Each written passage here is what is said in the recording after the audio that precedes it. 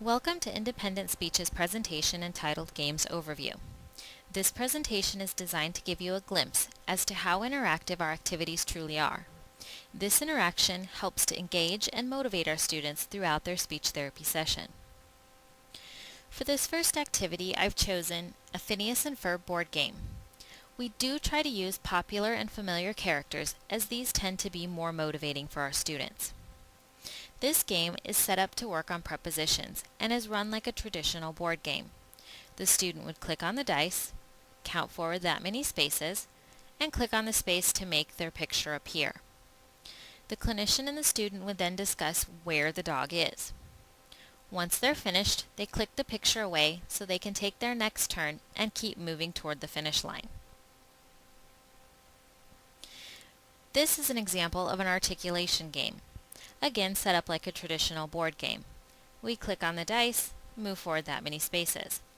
This shows a multiple player game. There are 4 colors of boat.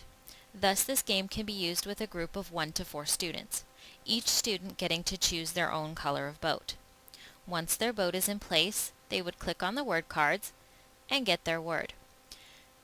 We would then work on the articulation of the initial G sound in the word gate, either at the single word level or sentence level, depending on the student's specific needs. This game has a twist to it. Whenever you land on a space with an animal, a little surprise pops up. In this case, we landed on the hippo, and a yawning hippo appears in the lake. These little surprises really do help to motivate our students to keep working through the game to get to the finish line, because they want to see what the parrot's going to do or where the monkey may appear.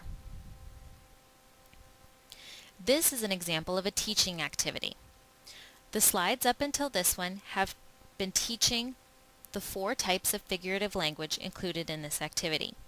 We're using dynamic and interesting pictures as well as lots of animation to help keep our students engaged in the activity. On this page, the students and therapists would discuss what type of figurative language is included in the sentence, "Paul was a shining star at the basketball game." Once they've come up with the answer, we would click on the slide to show the answer as well. Thus, we're not only tapping into their auditory learning, but their visual learning as well, because they are able to see the answer. For this activity, I've pulled up a page from the book Diary of a Wimpy Kid, popular with our older students, because I'd like to show our annotation tools. These tools allow us to underline things we would like to draw the student's attention to. We can make them a variety of colors.